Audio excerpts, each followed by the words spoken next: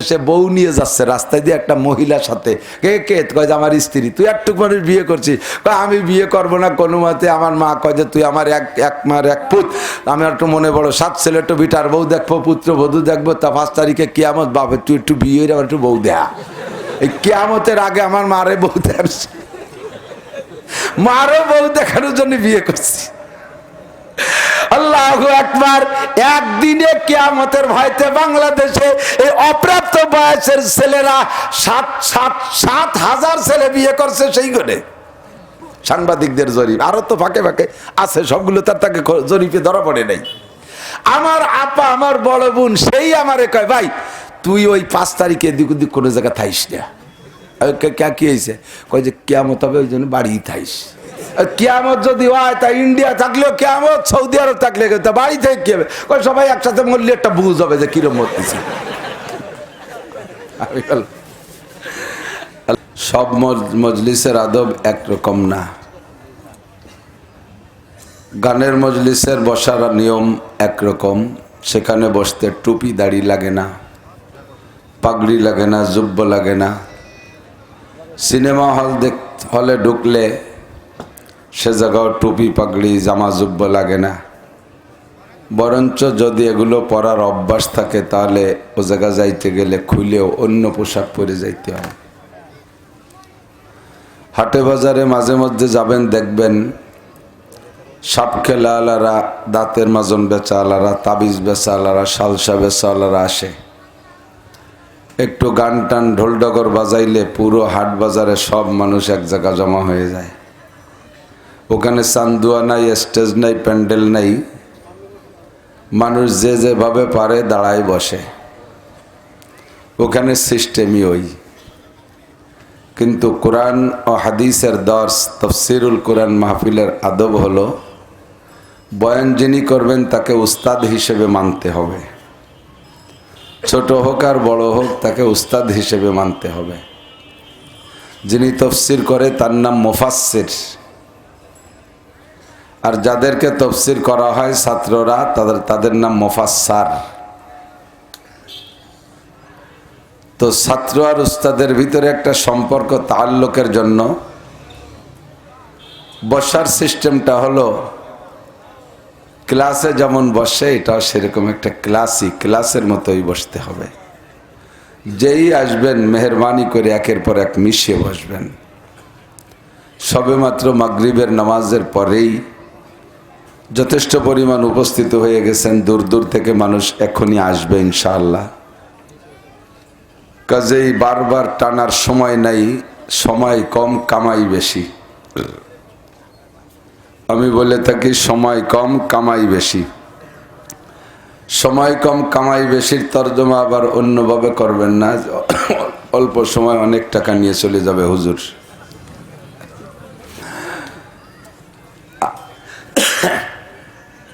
কামাই বেশির মানে হলো যা বুঝতেছেন তাই। আমার ব্যস্ততা থাকে মনের মধ্যে, আমি এখানে এসে আমার সুর নাই, গজলও জানি না, যা দিয়ে বর্তমানে ওয়াজের ময়দান জমে। এই মোটা মোটা ভাঙা ভাঙা কণ্ঠে কথা বলি, একটু ব্যস্ততাকে এদিক যে মানুষকে কিছু শিখেই যেতে পারি, কিছু জরুরি কথা বলে যেতে পারি, এই ব্যস্ততাটা থাকে।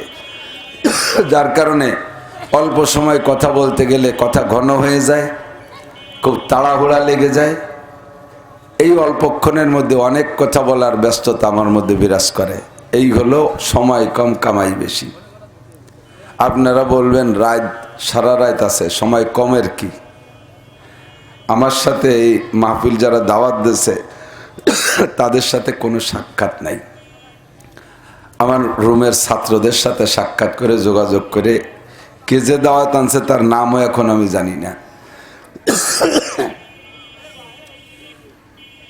এত ব্যস্ততা, দিনের বেলাও নড়াইল মাহফিল একটা করে আসছে জুমার নামাজের সময়। আবার রাতেও মাহফিল রয়ে গেছে যশোরের ওই রোডে, নড়াইল রোডে। এজন্য অল্পক্ষণের ভিতরে আপনাদের বারবার সেট করতে গেলে সময় যাবে, বেশি সময় নষ্ট করব। 2টা কিয়ামত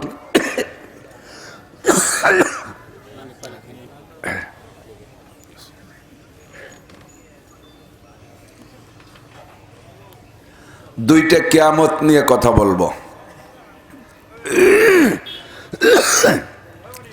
যতক্ষণ বেঁচে আছি বলেন আলহামদুলিল্লাহ। বেঁচে থাকা কার নিয়ামত? এটা আমাদের জন্য নিয়ামত। মোমেন যতক্ষণ হায়াত পায়, মোমেনের লম্বা হায়াত মোমেনের জন্য নিয়ামত। আর কাফের মুশরিক বেঈমানদের লম্বা হায়াত তাদের জন্য গজব। কারণ আমরা যারা মোমেন, নামাজ যদি নাও পড়ি, ঈমান আছে, আল্লাহর প্রতি বিশ্বাস করি, করি তো নাকি বলেন? আল্লাহকে বিশ্বাস করি, তো জীবদ্দশায় ওক্তীয় নামাজ নাও পড়ি, ভালো অন্য কাজ নাও করি, মনের অজান্তে আপদে বিপদে স্মরণ করলে আল্লাহকে স্মরণ করি। একবার হলেও মুখ দিয়ে বলি আল্লাহ তুমি বাঁচাও। আর একবার আল্লাহ শব্দ উচ্চারণ করলে আমার আপনার আমলনামায় 4000 নেকি লেখা হয়ে যায়। একবার সুবহানাল্লাহ বললে জান্নাতের মধ্যে একটা বড় গাছ লাগানো হয়ে যায়। একবার লা ইলাহা ইল্লাল্লাহু মুহাম্মাদুর রাসূলুল্লাহ পড়ে ফেলে, কলেমা পড়লে আপনার আমলনামায় 4000 নেকি লেখা হয়ে যায়। ফকিররে একটা টাকা জীবদ্দশায় দিলে এটা আমার আমলনামায় নেকি হয়। কেউ কেউ একটু পথ দেখায় দিলে সদকার সওয়াব পাওয়া যায়। একেবারে কিছু না করি হালাল ইনকাম করে বউ বাচ্চারে কামাই করে খাওয়াইলেও সদকার নেকি পাওয়া যায়। তো এমন করে আমরা যতদিন দুনিয়া হায়াত পাবো অতদিন ইবাদত আর নেকি কামাই করব। এজন্য মোমেনের লম্বা হায়াত নিয়ামত। কাফের মুশরিকের জন্য লম্বা হায়াত গজব। যতদিন বেঁচে থাকবে দুনিয়ায় অতদিন আল্লাহর নাফরমানি করবে, যতদিন বেঁচে থাকবে ততদিন দেবদেবীর পূজা পাঠ করবে, যতদিন বেঁচে থাকবে ততদিন পর্যন্ত গুনাহ করবে। আর গুনার বোঝা যত ভারী হবে কিয়ামতে জাহান্নামের সাজা শাস্তিও তত বেশি হবে। এজন্য আমাদের বেঁচে থাকাটা নিয়ামত, পড়ি আলহামদুলিল্লাহ। নিয়ামতকে গজব আসার আগে, নিয়ামত হাতছাড়া হওয়ার আগে কাজে লাগানোর বুদ্ধি নবী পাক সাল্লাল্লাহু আলাইহি সাল্লাম দেন। হুজুর বলেন ইগতানিম খামসান ক্বাবলা খামসিন। প্রত্যেকের জীবনে লম্বা একটা হায়াত যদি পায়, সাবালেক থেকে নিয়ে মরণকাল পর্যন্ত তার জীবনে পজিটিভ 5টা পয়েন্ট আছে, তার পক্ষে 5টা পয়েন্ট আছে। এই 5টা পয়েন্টকে মূল্যায়ন করো। বিপরীত 5টা আসার সম্ভাবনা আছে। বিপরীত 5টা তোমার নেগেটিভ, নেগেটিভ 5টা আসার আগে তুমি পজিটিভ 5টাকে মূল্যায়ন করো। 1 নম্বরে নবী বলেন প্রত্যেকটা মানুষের জীবনে যৌবনকাল বহুত বড় একটা নিয়ামত। যৌবনের স্বাদ, যৌবনের শক্তি, যৌবনের আনন্দ, এইটা বহুত বড় নিয়ামত। শাবাবাকা ক্বাবলা হারামিক। ডান হাতে তোমার যৌবন আছে, বাম হাতের কেনি আঙ্গুল বরাবর এইটা তোমার হলো পজিটিভ, নেগেটিভ, এইটা তোমার বার্ধক্য। যৌবনকালকে মূল্যায়ন করো বার্ধক্য আসার আগে। যৌবনকাল রে কাজে লাগাও বার্ধক্য আসার আগে। যৌবনকালকে গুরুত্ব দাও বার্ধক্য আসার আগে। যৌবনকালে যা সম্ভব বার্ধক্যে গিয়ে তা আদৌ সম্ভব হবে না। বার্ধক্যে এসে ইবাদত করা এটা স্বভাবেই টেনে নিয়ে যায় ইবাদতের দিকে। বার্ধক্য আসলে মানুষের মন দুর্বল হয়ে যায়। বার্ধক্য আসলে মানুষ আখিরাতমুখী হয়ে যায়। কারণ দুনিয়ার সমস্ত শক্তি সামর্থ্য শেষ হয়ে যায়, মানুষ কবরমুখী হয়ে যায়, মরণের চিন্তা এসে যায়। তখন ইবাদত বন্দেগী করা সহজ হয়, ইবাদত বন্দেগী করার মন তৈরি করা সহজ হয়, তবে ইবাদত করা কঠিন হইয়া যায়। যৌবনকালে ইচ্ছা করলে প্রচন্ড শীতের রাত্রে, গভীর রাত্রে উঠা, রাত 3টার সময় উঠা ঠান্ডা পানি দিয়ে অজু গোসল যা প্রয়োজন করে লম্বা টাইম দাঁড়িয়ে দাঁড়িয়ে নামাজ পড়া যায়। যুবকের গায়ের রক্ত গরম আছে, ইচ্ছা করলে জ্যাকেট চাদর কম্বল গায়ে না দিও, নরমাল জামা পরেও সে দাঁড়িয়ে দাঁড়িয়ে লম্বা টাইম ইবাদত করতে পারে, 5 ওয়াক্ত নামাজ পড়তে পারে, 50 মাইল বাইসাইকেল চালাই যায় মাহফিল অ্যাটেন্ড করতে পারে, বাইসাইকেল মোটরসাইকেল চালাইয়া তবলিগে ইস্তেমায় যেতে পারে, চরমুনাইয়ের ময়দানে যাইতে পারে। অনেক অনেক কঠিন কাজ যৌবনকালে করা সম্ভব, যেটা বৃদ্ধকালে করা সম্ভব না। এক ওয়াক্তের নামাজই পড়া কঠিন হয়ে যায়। যোহরের নামাজ 3 অংশে ভাগ, প্রথম 4 রাকাত সুন্নাত, এরপরে 4 রাকাত ফরজ, এরপরে 2 রাকাত সুন্নাত। বহুত বুড়ো মানুষ আছে তিন প্রকারের নামাজ পড়তে 3 বারই ওযু বানানো লাগে। আর যৌবনকালে তুমি সকাল 9টা 10টায় গোসল করবা, গোসলের ওযুতে ইচ্ছা করলে তুমি ঈশার নামাজও পড়তে পারবা। ও যুবক, শাবাবাকা ক্বাবলা হারামিক, যৌবনকালকে গুরুত্ব দাও, মূল্যায়ন করো, যৌবনকালকে কাজে লাগাও বার্ধক্য আসার আগে। 2 নম্বরে সিহহাতাকা ক্বাবলা সুকুমিক, যে যে অবস্থায় আছি আমরা সেই অবস্থায় সুস্থ আছি, বলেন আলহামদুলিল্লাহ। কে কেমন আছেন বলেন তো? কয় আমার তো গ্যাস্ট্রিকের রোগ। আলহামদুলিল্লাহ বলি কি কইরা? কয় তুমিও গ্যাস্ট্রিকের রোগী, আর একজনও গ্যাস্ট্রিকের রোগী। তুমি গ্যাস্ট্রিকের রোগী এখানে বসে বয়ান শুনতে পারতেছো, আর একজন গ্যাস্ট্রিকের রোগী হাসপাতালের বেডে মরণের অপেক্ষায়, সেলেসা শুরু হয়ে গেছে। সেই গ্যাস্ট্রিকলার চাইতে আমি গ্যাস্ট্রিকলা ভালো। আপনিও ডায়াবেটিসের রোগী, আর একজনও ডায়াবেটিসের রোগী। আপনি ডায়াবেটিসওয়ালা এখানে হেঁটে এসে মাহফিল শুনতে বসতে পারছেন, আর একজন ডায়াবেটিসওয়ালা জীবনের শেষ মুহূর্তের অপেক্ষায়, শেষ নিঃশ্বাসের অপেক্ষায় সময় গুনতেছে।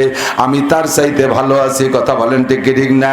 আপনি স্ট্রোকের রোগী, আপনি স্ট্রোক নিয়ে এখানে বয়ান শুনতেছেন, আর একজন স্ট্রোকের রোগী হাসপাতালে শুয়ে আছে।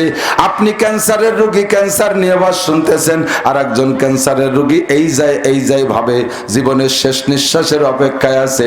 সুতরাং যে যে হালাতে আছি আমরা সকলে ভালো আছি আলহামদুলিল্লাহ। এই সুস্থতাকে কাজে লাগাও। অসুস্থতা আসার আগে কখনো বলা যাবে না ভালো সুস্থ হয়ে আমি এরপরে ইবাদত বন্দিকেতে মনোনিবেশ দেব, একেবারে পাক্কা মোমেন মুসলমান হয়ে যাব, এই আশা করে অপেক্ষা করার দরকার নাই।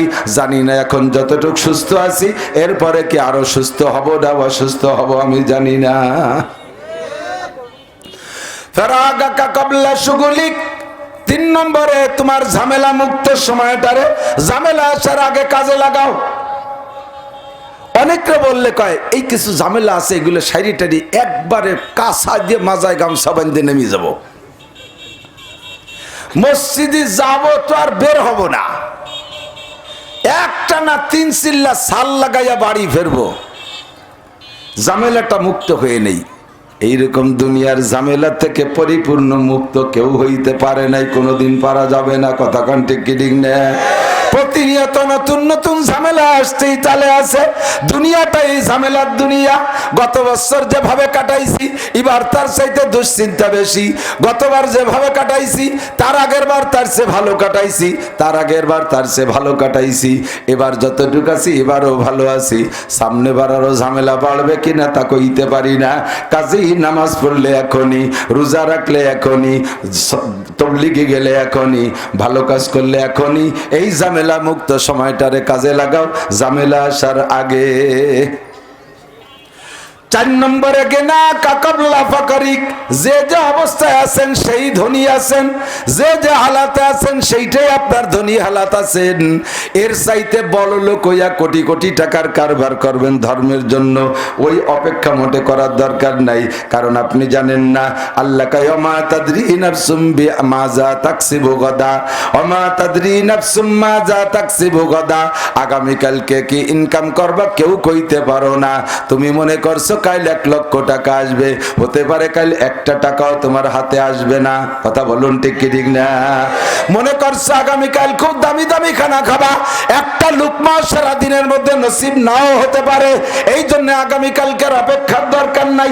বড় ধনী হয়ে মসজিদ করব, বিশাল ধনী হয়ে একেবারে 20 তলা মাদ্রাসা করে দেব, আমি একাই 2 কোটি 5 কোটি টাকা দিয়ে মসজিদ করে দেব। আল্লাহ খালি আমারে টাকা দিয়ে দেখুক, আল্লাহরে দেই না না দেই। আল্লাহ কয় তোমারে আমি ট্রাই করতে পারি জায়গায় বসে, তুমি কয় টাকা দিবা? কয় আমারে 1 কোটি টাকা দিলি 25 লাখ দেব। তাহলে কত পার্সেন্ট হলো? কয় 25% হলো, 25%। তুমি যে 1 কোটি টাকা কইলে 25 লাখ টাকা আমারে দিবা, তার প্রমাণ হয়ে যাক আজকে তোমার পকেটে কয় টাকা আছে, তার থেকে 25 ভাগ যদি দাও, বুঝবো যে তোমারে দিলি তুমি ওই রকম দিবা। কয় আজকে মোটে 100টা আছে, ওই তো 25টা দিলি কি থাকে। আল্লাহ কয় 100 টাকার থেকে 25 টাকা দেওয়া যত কঠিন, ওরে তার চাইতে কোটি কোটি গুণ কঠিন 1 কোটির থেকে 25 লাখ বের করা। কথা কন, 1 কোটির থেকে 25 লাখ টাকা বের করা বড় কঠিন, 100 টাকার থেকে 25 টাকা বের করা অতি সহজ। তুমি 100 টাকার 25 টাকা দিতে পারো না, আর আমারে লোভ দাও যে 1 কোটি দিলে 25 লাখ টাকা দেব। লাস্টে আল্লাহরে কয় আল্লাহ তোমার বিশ্বাস না হয় আমার 75 লাখ টাকা দিয়ে তোমার 25 লাখ টাকা রাখেই দাও। আল্লাহ কয় তোরে ভালো করে চিনি, তোরে দিলি তুই একটু দিবি না, যা আছে তার মধ্যে থেকে কাম করো। গেনা আকা কাবলা ফাকারিক, অভাব আসার আগে যে যে হালাতে আছে ওই হালাতের অবস্থাটার পর শুকর আদায় কইরা, ওই অর্থের পর শুকর আদায় কইরা, অর্থের যে ইবাদত আছে, অর্থের ইবাদত আছে না, ফসলের ইবাদত আছে। জমিনের থেকে যে উৎপন্ন ফসল ফলবে, ফসলের পিছনে খরচের হারাহারি বতে, কোন ফসলের 40 ভাগের 1 ভাগ, কোন ফসলের 20 ভাগের 1 ভাগ, কোন ফসলের 10 ভাগের 1 ভাগ গরিবের হক এইটা দিয়া তুমি বান্দা আখিরাতের জন্য কামাই করো। ওমা তুকদ্দিমু লিআনফুসিকুম মিন খাইরিন তাজিদুহু ইনদাল্লাহ। দুনিয়ায় যা করতেছো এগুলো কিছুই তোমার কিছুই না, আল্লাহর হাতে যেটা দেবা ওইটা আল্লাহ পাক তার কুদরতি ব্যাংকে জমা কইরা তোমার জন্য যেমন দরকার তেমন দিয়ে তোমারে জান্নাতে পাঠাইয়া দেবে। আল্লাহ নবী পাক সাল্লাল্লাহু আলাইহি ওয়াসাল্লাম বলেন বনি আদমের পেট কোনোটাই ভরবে না। যখন কামাই করতাম মাসে, এই কি রে আল্লাহ রে,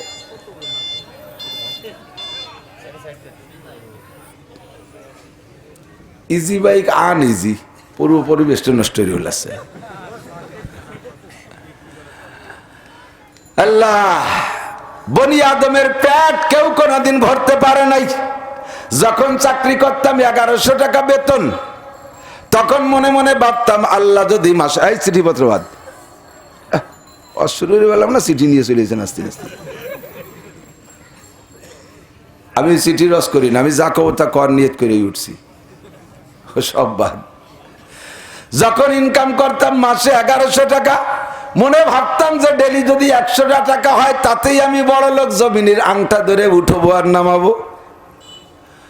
এরপরে আল্লাহ তাআলা দিতে দিতে দিতে দিতে কত দিল, শুকর আদায় হয় না আমাদের। এখন লক্ষ লক্ষ টাকা কামাই করি, তারপরও পরাণ ভরে না। নবী পাক বলেন বনি আদমের পেট ভরতে পারে একমাত্র কবরের মাটি ছাড়া আর কিছু না। বুখারী শরীফের মধ্যে হাদিস আসছে, হুজুর বলেন যদি কোনো মানুষকে আল্লাহ তাআলা গোটা দুনিয়ার মালিক বানায় দেয়, সারা দুনিয়ার মালিক একজন, সারা দুনিয়ার জমিনের মালিক একজন, ইন্ডাস্ট্রিজ কলকারখানার মালিক ওই লোক, গাড়ি বাড়ি যা আছে সবকিছুর মালিক মাত্র একজন, আর আমরা বাকি সবাই হব কর্মচারী তার। ওই লোকটা হবে একচ্ছত্র মালিক। ওই লোকটার কাছে একটু জিজ্ঞেস করে দেখেন কি জব দেয়, বলবেন যে কাকা আগে তো এই যা দুনিয়া ছিল আমরা সবাই ভাগযোগ করে খাতাম, আমার একটু তোমার একটু সবাই একটু, এখন তো পুরো দুনিয়ার মালিক তুমি, তোমার মনের মধ্যে কিরম লাগে কদি কাকা? ও কি জব দেবে? হুজুর কয় ওর কাছে জিজ্ঞেস করলে জব দেবে, কয় বাপ এই একটা দুনিয়ায় দেখ কিভাবে চলি, কও এতে কি হয়, ছেলে মেয়ে নিয়ে একটা দুনিয়ায় কি হয়, কমপক্ষে আর একটা দুনিয়া হলে কিছু হাঁটে চলে বেড়ানো যাইতো। কথা কন, যার যত বেশি তার তত লোভ, আর অর্থ যত বাড়ে কৃপণতা তত বাড়ে। পয়সার লোক তার ভিতরে, ব্যাংক চালাইয়া 50 টাকা কামাই করে আছে, মাহফিলের জন্য যাবেন তার কাছে 10 টাকা দিয়ে দেবে। আর আরেকজনের কাছে কালেকশনে যাবেন, কয় না বাবা এবার কিছু নাই। কি নাই কাকা? কয় এবার মাত্র 4টে তেলের পাম্প করছি আর 20টা ট্রাক বানাইছি, আর ওই লাইনে 10টা হানিফ গাড়িতে 10টা গাড়ি ছেড়ে দিছি হানিফ গ্রুপে, আর গাজীপুর 2 বিঘা জমির উপরে 2টে গার্মেন্টস করছি, আর এই খুলনা আর ওই যশোরের মাঝখানে নোয়াপাড়ার ওই পাশে 30 বিঘা জমি কিনছি। কিছু নাই এবার ওর কেমন হাড়িতে গলায় কলসে চাউলও নাই, দুপুরে খাবে কি তাও এরকম কিছু নাই, এর কিছু নাই। 10টা টাকা দেন, বুঝতেছিস না আমার কি অবস্থা বাপ? কিছু নাই, ও 10 টাকাও দিতে পারে না। মানুষ যত বড় লোক হয়, যত অর্থ বাড়ে তত কৃপণতা বাড়ে। ও দোস্ত, গরিব মানুষের মন ভালো, কথা বলেন। আল্লাহ নবী বলেন বাদাল ইসলামু গরিবান ওয়া সাইউদুহু কামা বাদা ওয়া তুবা লিল গুরাবা। ইসলাম আসছে গরিবদের ভিতর দিয়া, চলতে থাকবে গরিবদের ভিতর দিয়া, ইসলাম শেষও হবে গরিবদের ভিতর দিয়া। ইসলামের সাথে বড় লোকের গায়ে কোনো ছোঁয়া লাগবে না, বড় লোকের সাথে ইসলামের গায়ে কোনো ছোঁয়া লাগবে না। বড় লোকরা সব দিন ইসলাম থেকে বিচ্ছিন্ন থাকবে। অর্থ সম্পদ এসে গেলে মানুষের মন আল্লাহ বিমুখ হয়ে যায়। এই জন্য আমরা পাবো আখিরাত, ওরা পাইছে দুনিয়া। আল্লাহ রাসূল বলেন আদ দুনিয়া সিজনুল মুমিন ওয়া জান্নাতুল লিল কাফির।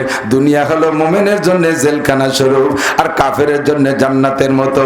কাফেরের জন্য জান্নাতের মতো দুনিয়া। জান্নাত কাকে বলে? ওয়ালাকুম ফিহা মা তাশতাহি আনফুসুকুম ওয়ালাকুম ফিহা মা তাদউন। জান্নাত হলো, জান্নাতের মধ্যে যাওয়ার পরে মুখে যা বলবা তাও পাবা, মনে যা কল্পনা করবা তাও পাবা। বড় লোকদের অবস্থা তাই। আমরা আপনারা সবে বরাতে সারা রাত কানবো, আল্লাহ এইটা দাও ওইটা দাও সেইটা দাও। সকালবেলা উঠে দেখি গতবারও যেমন এবারও সেরম, কোনো পরিবর্তন নাই। আর বড় লোক রাখবো আর একেবারে নাকে তেল দিয়ে ঘুমাইছে, সকালবেলা বেলা 8টার সময় বিরাজ ফায়ার করতে করতে উঠছে, বিরাজ করতে এ দাতাল বাইরে বেরোনোর সাথে সাথে দেয় যে এদিক দিয়ে 1 কোটি আসে, ওদিক দিয়ে 1 কোটি আসে, ওদিক দিয়ে 2 কোটি আসে। একই তামাশা। মনে যা কল্পনা করে তাও পায়, মুখে যা বলে তাও পায়। এর নাম হলো দুনিয়া, এর নাম হলো জান্নাত। আর দুনিয়া হলো জেলখানা। জেলখানার মধ্যে যা বলা হয় তা পাওয়া যায় না, পাওয়া যায় তার উল্টো, কথা বলেন।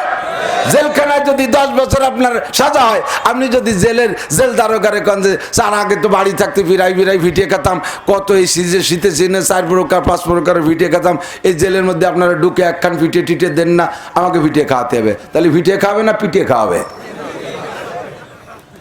ও জায়গা চাবেন চাইবেন পিঠা দেবে পিটান, যা চাবেন তার উল্টো পাবেন। এর নাম হলো জাহান্নাম, এর নাম হলো জাহান্নাম।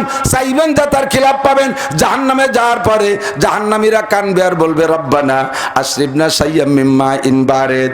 আল্লাহ রে, আগুনে পুড়তে পুড়তে কলিজাটা তো শুকিয়ে গেছে, আর তো সহ্য হচ্ছে না, একটু ঠান্ডা পানির কি ব্যবস্থা হবে? আশরিবনা শাইয়্যাম মিন বারিদ। 70 লক্ষ বছর পর্যন্ত ঠান্ডা পানি, ঠান্ডা পানি, ঠান্ডা পানির মা ইন বারিদ, ঠান্ডা পানি বলে চিল্লাইবেন।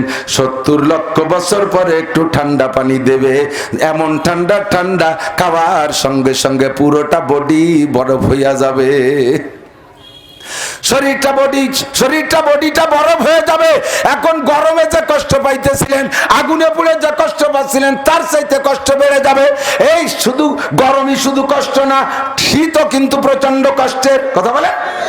বাংলাদেশে 9 মাস গরম থাকে, শীত থাকে মাত্র 3 মাস। 9 মাসের গরমে মানুষের চেহারা নষ্ট হয় না, বরঞ্চ চেহারা ভালো হয়। 9 মাসের গরমে খবর পাই না যে কেউ গরমে মারা গেছে, কিন্তু 3 মাসের শীতের কারণে খবর পাই উত্তরবঙ্গে মানুষ শীতে মারা যাচ্ছে, রংপুর, দিনাজপুর, কুড়িগ্রাম, রৌমারীতে মানুষ শীতে মারা যাচ্ছে। মাত্র 3 মাসের চেহারায় ফর্সা মানুষগুলো কালো হয়ে যায়, কালো মানুষগুলো কাউর বাচ্চার মতো কালচে হয়ে যায়। শীত ও কষ্টদায়ক কম না। এমন ঠান্ডা পানি দেশে, ঠান্ডা পানি খাইয়া সব মালাই বরফ আইসক্রিম হয়ে যাবে। এবার কানবে আল্লাহ, চাইলাম তোমার কাছে গরম পানি, ঠান্ডা পানি চাইলাম, একই ঠান্ডা দিলে এত সহ্য করতে পারি না। আল্লাহ কয় চাবি যা তার উল্টো হবে, যে পরিমাণ চাইবি তার থেকে দেব বেশি পরিমাণ, অসহ্য হয়ে যাইবি। এবার আবার চিৎকার করবে রব্বানা আশরিবনা শাইয়্যাম মিম্মা ইন হামিম। ও আল্লাহ, এত ঠান্ডা সহ্য করতে পারতেছি না, একটু গরম পানি দাও। আবার 70 লক্ষ বছর চিৎকারের পরে এবার গরম পানি দেবে কিভাবে? সুব্বু ফাওকা রাসিহিম হামিম, গরম পানি পান করতে দেবে না, মাথার উপরে ঢেলে দেবে গরম পানি। মাথার উপরে গরম পানি ঢেলে দেওয়ার পরে সারাটা গা ফুসকা হয়ে যাবে, ফুসকা ভরা থাকবে, শুধু পুজ আর পুজ। আবার মাথায় গরম পানি ঢেলে দেবে, আবার মাথায় গরম পানি ঢেলে দিলে ওই গরম পানির তাপে শরীরের ফুসকাগুলো ফাইটা, এই পুজগুলো গাঢ় গাঢ় পুজ, এই পুজ সব একটা ড্রেন দিয়ে যাইয়া জমা হবে একটা গর্তের ভিতরে। এখনো পর্যন্ত গরম পানি খাইতে দেয় নাই, ভিতরে ঠান্ডা হয়ে আছে কিন্তু উপরের কম পুড়ে পুড়ে ফুসকা হয়ে যাচ্ছে। এই পুজটা গড়াইয়া যায় একটা ড্রেন দিয়ে একটা গর্তের মধ্যে জমা হবে, একটা পাত্রের মধ্যে জমা হবে। ওই পাত্রের নিচে জাহান্নামের আগুন দিয়া জাল দিতে দিতে দিতে দিতে দিতে দিতে যখন টকবগে ভিতরে এমন হবে যে পুজে কেমন যেন আগুন ধরে গেছে, এই সময় ওই পাত্রটা ধরে নিয়ে দিয়ে বলবে, এই নাও তোমার গরম পানি।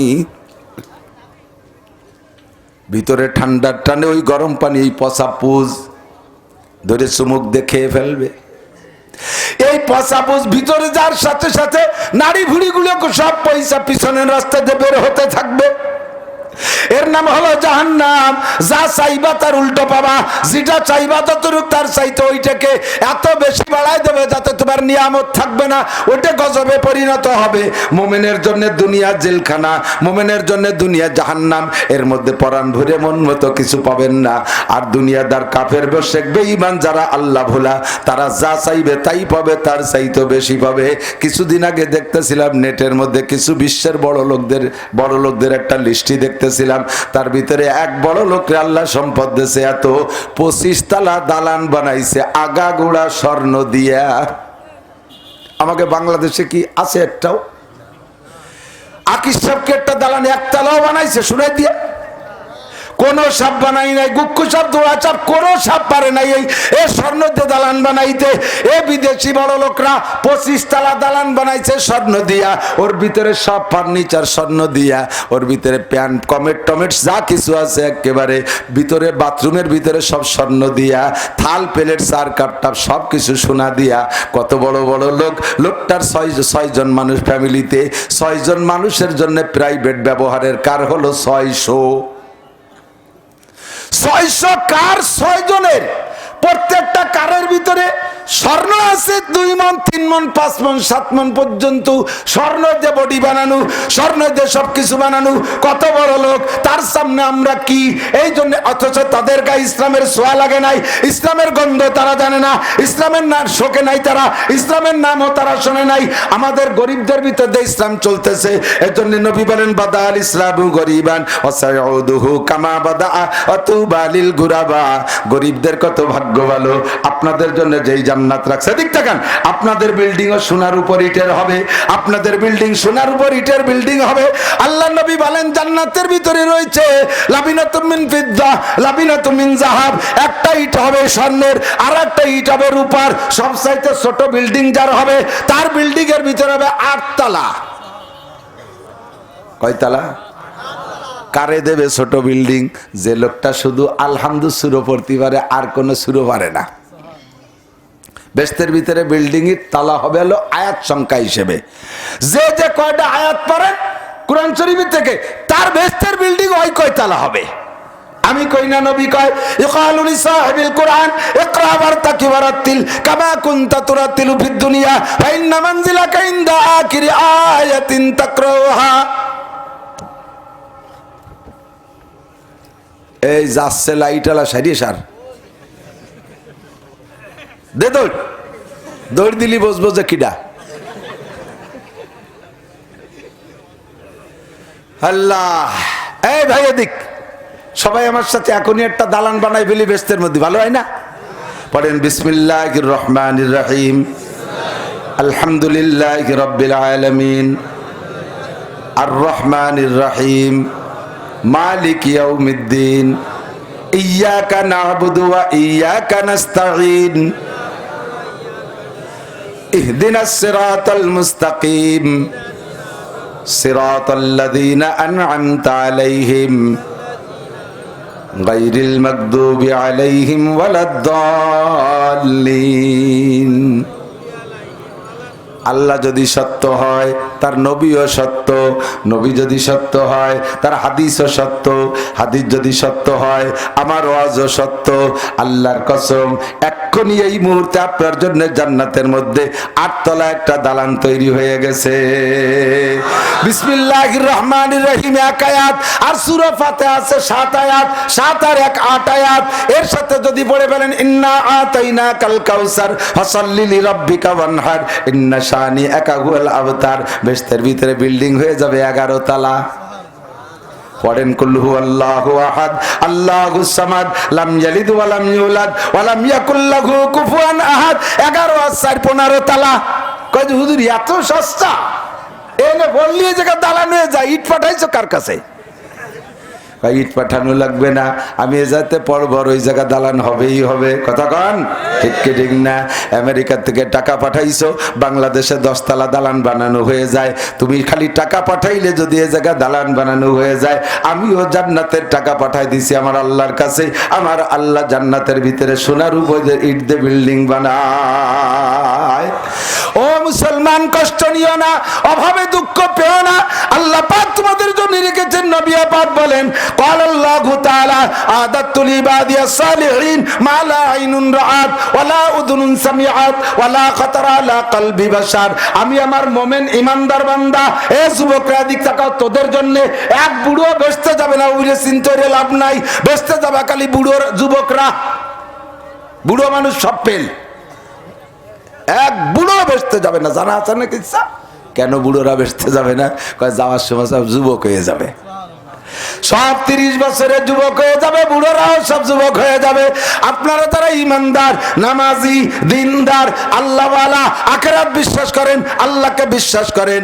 আপনাদেরকে আল্লাহ পাক বলেন ইবাদিয়াস সালিহিন, তোমরা আমার নেককার বান্দা। আদাতুল ইবাদিয়াস সালিহিন, তৈরি করে রেখেছি, বানায় রেখেছি, সাজায় রেখেছি তোমাদের জন্য। মালা আইনুন রাত, তুমি জীবনও কোনোদিন এমন সুন্দর বিল্ডিং দেখো নাই। ওই 25 তলা সোনার উপর ইটার বিল্ডিং, ইচ্ছা করলে তুমি ওখানে ভিসা নিয়ে গিয়ে দেখে আসতে পারো, কিন্তু জান্নাতের বিল্ডিং তুমি ভিসা নিয়ে যে দেখে আসতে পারো না। কোনোদিন তুমি জান্নাতের সাজ দেখো নাই। মালা আইনুন রাত ওয়ালা উযুনুন সামিয়াত। আর জান্নাত কত ভালো তোমার বিস্তারিত ব্যাখ্যা উলামায়ে কেরাম শুনাইতে পারে নাই, কারণ আমরাও তো দেখি নাই, তার কিভাবে বলবো? যতটুকু কোরআন হাদিসে পেয়েছি এইটাও যদি বলি, আল্লাহ কয় ওয়ালা খাতারা আলা কলবি বাশার। যদি জান্নাতের আংশিক বর্ণনা উলামায়ে কেরাম দেয়, তোমরা বিশ্বাস করতে কষ্ট হবে। প্রথম যেদিন জান্নাতে যাবা, যুবক আমার দিক তাকাও, প্রথম যেদিন জান্নাতে যাইবা, আল্লাহর কসম প্রথম দিন তোমাকে 72টা জান্নাতি হুর স্ত্রী দেয়া হবে। কতটা? প্রথম দিন 72, এরপরে প্রত্যেক মাসে 1000 করে বিয়ে করবেন। ভয় পাচ্ছেন নাকি? 1000 বিয়ে কই দিয়ে কি করবো? যা করার দরকার তাই করেন, না না হয় কিছু না করেন, তবে বিয়ে করবেন 1000 করে বিয়া। এই স্ত্রীদের ভিতরে কিছু কিছু স্ত্রী থাকবে যেমন আল্লাহর নবী বলেন লা বাযাকাত ফিল বাহরে লাকানাত আহলা মিনাল আসাল। ওই স্ত্রীদের মুখের নাম হবে লাবা, ওদের মুখের লালা এত মিঠা হবে, একজন মহিলা যদি জিহ্বা থেকে 1 ফোঁটা লালা দুনিয়ার পানিতে ফেলে দিত, সারা দুনিয়ার সমস্ত পানি মধুর চাইতে মিঠা হইয়া যাইত। অমুসলমান কাফের মুশরিকরা শুনলে ঠাট্টা করা ছাড়া উপায় আছে? সারা দুনিয়ার সব চিনি এক নদীতে ডাললি, তাই একটু মিঠে বানানো যায় না? আর এক বিটি একটু স্যাপ ফেলা দেবে পানির মধ্যে, তাতে সারা দুনিয়ার পানি মধুর চেয়ে মিঠি হবে। ফাও কথা, পাও কোন জায়গা? ও দোস্ত, ফাও কথা না, এগুলো সব সত্য কথা। কথা বলেন ঠিক না? আমার আল্লাহ তাও বলে দিয়েছে ওয়ালা খাতারা আলা কলবি বাশার। জান্নাত এমন ভাবে সাজাইছি জীবনও কল্পনাও করতে পারবি না, বললে তোর মেনে নেওয়া কষ্ট হবে। এত সুন্দর করে জান্নাত গরিব মানুষের জন্য। জোরে বলেন কার জন্য? গরিবদের জন্য। আপনারা সব গরিব, এ বাংলাদেশের সবাই মিলে গরিব। কাফের মুশরিকদের সামনে মুসলমানরা যারা অর্থবিত্তবান, তাদের সামনে মুসলমান সব গরিব। বাদাল ইসলামু গরিবান ওয়াসায়াউদুহু কামা বাদা। এখন আপনি যদি গরিব হন তাহলে ওই রকম বেচতে পাবেন, তাহলে ওই বেচতে পাইতে রাজি না দুনিয়ার, এই দুনিয়ার বড় লোক হইতে রাজি? বেচতে পাইতে রাজি আছেন না? আল্লাহ পাক আমাদের সকলকে নসিব করে বলেন আমিন। ও দোস্ত, এর জন্য লাগবে আমাকে আপনাকে ইবাদত। এখন দুনিয়ায় বেঁচে আছি, বেঁচে থাকতে আল্লাহ নবী বলেন হায়াতাকা কাবলা মৌতিক। ওই জান্নাত পাওয়ার আগে দুনিয়ায় যতক্ষণ বেঁচে আছো অতক্ষণ জান্নাত দুনিয়ায় বসে কামাই করে নিবা। হায়াতাকা কাবলা মৌতিক, মরণের পরে নামাজ নাই, মরণের পরে রোজা নাই, মরার পরে হজ নাই, মরার পরে যাকাত নাই, মরার পরে কোরআন শরীফ তিলাওয়াত করা যাবে না, কবরে বসে তাহাজ্জুদ পড়া যাবে না, কবরে বসে তাবলীগি যাওয়া যাবে না, কবরে বসে জিকির ফিকির করা যাবে না। কবর হলো শুধু ব্যবহারের জায়গা, ইনকাম করে যাবা দুনিয়ায় থাকতে। হায়াতাকা কাবলা মৌতিক, আমার যুবক সোনা লক্ষ্মী পাগলামি করো না। হায়াতাকা কাবলা মৌতিক, হায়াতরে কাজে লাগাও মরণ আসার আগে। তুমি ভাবতে পারো যে আমি বুড়ো হয়ে নেই তারপরে ইবাদত করব, বুড়ো হবা কি হবা না তার মধ্যে গ্যারান্টি নাই। এনি টাইম এভরিডে 24টা ঘন্টা আমার তোমার মরণ নিয়ে টেনশন আছে না নাই? প্রত্যেক দিন সকলে একবার মারা যায়, কথা বলেন। প্রত্যেক দিন একবার মারা যায় কি যাই না? বোঝেন নাই কিভাবে মারা যান? রাতের বেলা যখন ঘুমান, ঘুমের সময় যারা দোয়া পড়েন কি দোয়া পড়েন বলেন? আল্লাহুম্মা পড়েন না, আল্লাহুম্মা বিসমিকা আমুতু ওয়া আহইয়া। আল্লাহ তোমারই নামে মরিতেছি। দুয়ার তরজমা আলেমদের কাছে শুনে দেখেন কি? আল্লাহুম্মা বিসমিকা আমুতু, আল্লাহ তোমার নামে মরিতেছি, ওয়া আহইয়া, তুমি আমারে সকালে জীবিত করে দিও। প্রত্যেকটা রাতের ঘুম হলো মরণ, মরণের অঙ্গীকার নিয়ে ঘুমাই। ও বন্ধু, এই ঘুমের ভিতরে বহুত মানুষ মারা যায় আর জীবনে হায়াত ফিরে পায় না। এমন হয় কি হয় না? কথা বলেন। ওই যে ঘুমের ঘুম গেছে, ওই ঘুমের থেকে আর ওঠে নাই, ওই মরণই তার ফাইনাল মরণ হয়ে যায়। আমি প্রত্যেক দিন একবার মরি, আমারে বাঁচায় দেয় কে? আল্লাহরে বললাম আল্লাহ তুমি বাঁচায় দিও। এবার ঘুম থেকে যখন আল্লাহ সকালবেলা উঠাই দিয়েছে, আল্লাহ আমারে বাঁচায় দেশে শুকর আদায় করি কি কইয়া? আলহামদুলিল্লাহিল্লাযী, পড়েন আলহামদুলিল্লাহিল্লাযী আহইয়ানা বাদামা আমাতানা ওয়া ইলাইহিন নুশুর। সকল প্রশংসা ওই আল্লাহর জন্য যে আল্লাহ আমাকে মরার পরে বাঁচাইলো, বাদামা আমাতানা, মরার পরে বাঁচাইলো। যে আল্লাহ রাতের 6 ঘন্টা 8 ঘন্টা মাইরে রাইখা আবার বাঁচাই দিতে পারলো। ওয়া ইলাইহিন নুশুর, স্থায়ী মরণের পরে সেই আল্লাহ আবার উঠাইতে পারবে কি পারবে না? আল্লাহ তুমি আমারে আবার বাঁচাইতে পারবা স্থায়ী মরণের পরে। ও দোস্ত, এই মরণকে বলা হয় কিয়ামত। আল্লাহর নবী বলেন কিয়ামত 2 ভাগে বিভক্ত। একটা হলো ইন্টারন্যাশনাল কিয়ামত, আমার ওয়াদা রয়েছে আমি 2টা কিয়ামত বলবো। এই কিয়ামত 2 প্রকার, একটা হলো আন্তর্জাতিক কিয়ামত আর একটা হলো পার্সোনাল প্রাইভেট কিয়ামত। পার্সোনাল কিয়ামত হলো আল্লাহর নবী কয় মাম্মা তাকাদ কিয়ামত কিয়ামতুহু, যে যেদিন মারা গেল তার কিয়ামত সেদিন হয়ে গেল, যে যেদিন মারা গেল তার কিয়ামত হয়ে গেল ওই দিন। আর আন্তর্জাতিক কিয়ামত, সেই সময় যারা দুনিয়ায় থাকবে তাদের উপরে কিয়ামত ঘটবে, ওই সময় গোটা দুনিয়া ধ্বংস হয়ে যাবে।